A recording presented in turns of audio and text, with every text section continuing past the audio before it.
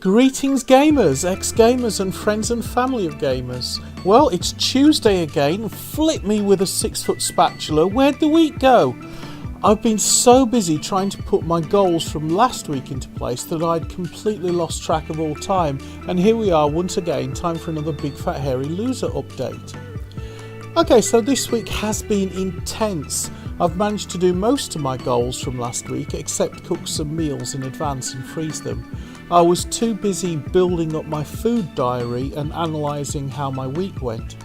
Good news though is that I've managed to pull my weight down considerably, which means I greet the new week at just 112.7 kilograms, which is a huge psychological boost for me since I've struggled to get below 113 kilograms. In fact, every time I dipped below 114 kilograms, I seem to put the weight back on. The next major milestone for me is 110 kilograms, which I reached back in 1998, when for some religious reasons I can't even remember, and partly out of irreligious pride, I wanted to prove to a disbelieving circle of friends that I could live for a whole month on rice alone. By the end of that month, I was just 110 kilograms, a weight I've not been able to get back to in over 20 years. So getting down to 110 kilograms will mean a great deal to me.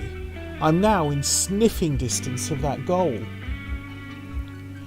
I've succeeded in my goal of keeping a food diary, but it shows that I've not been balanced at all.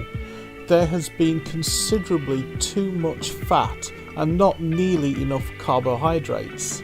If I can just figure a way of swapping the fat and carb sectors, I'll be golden. As far as upping my exercise is concerned, I managed barely to walk the 30 kilometres this week, but with regards to exercising my core with the goal of doing one sit-up without getting a hernia, I didn't just make that goal, I smashed it, doing 10 sit-ups a day for the past couple of days. The goals that I've failed to do are not cooking when hungry and preparing meals in advance to be microwaved.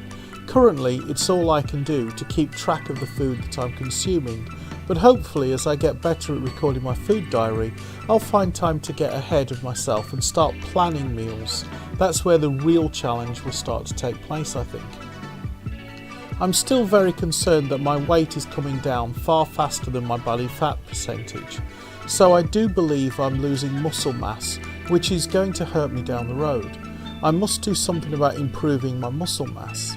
To avoid losing muscle mass, what I need to do is to eat more carbohydrates and protein, but less fat. And that's exactly what I'm seeing here in these charts. So my goal for next week is to continue with the food diary, but to try to get so good at making the food diaries that I have time in my day to start actual meal planning, which is surprisingly a lot harder than it seems. But as I build up my database of what foods contain what nutrition, I can start playing Tetris with all the numbers to try to make them fit into the right kind of pie chart. And that about wraps it up for this week's Big Fat Hairy Loser update. If you're trying to lose weight, why not leave a comment and let me know how you're getting on, so that we can see each other's progress and encourage each other. But as for me, Big Fat Hairy Loser, I'll look forward to seeing you in another video.